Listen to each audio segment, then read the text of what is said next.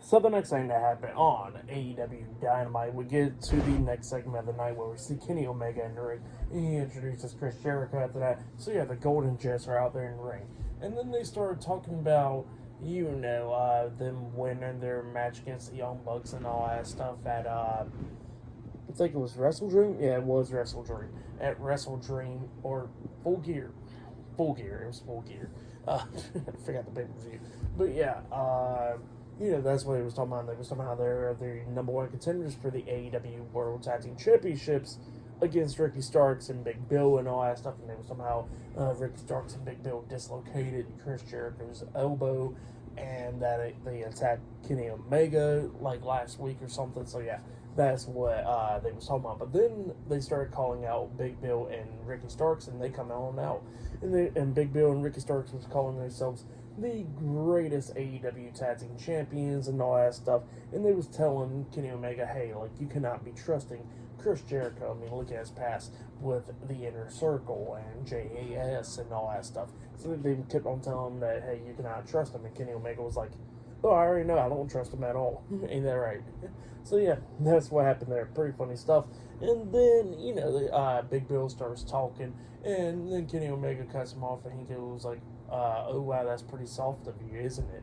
And all that stuff. Throwing a reference to Big Bill's time in WWE and stuff for the soft stuff. So, yeah, that's what Kenny Omega said. And then,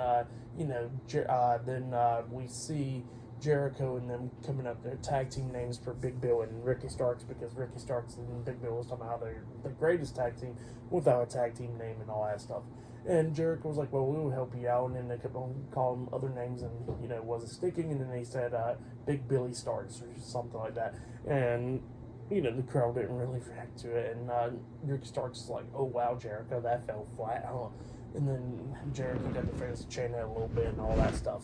So, yeah, that's what happened there. And then, then we see Jericho, Ricky starts talking about how Jericho got his clothes from Hot Topic and all that, talking about, give me the best thing you got and all that stuff. And then Jericho was talking about how Ricky Starks is a less charismatic version of Enzo Amore. And then Kenny Omega says, hey, you gotta give Enzo some credit. At least he gave Big Bill a gig and all that stuff, and at least he wasn't taking up all the spotlight from him, unlike Ricky Starks. So yeah, that's what they was talking about.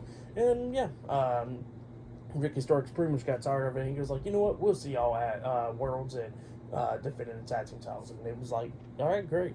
So yeah, that's what happened there. We're going to get that match at Worlds End though. But yeah, it was an okay segment for the most part. I liked it when they referenced Enzo Amore, when they actually say his name on there and all that stuff, and doing the soft stuff. So yeah, that was pretty entertaining, but it was alright segment.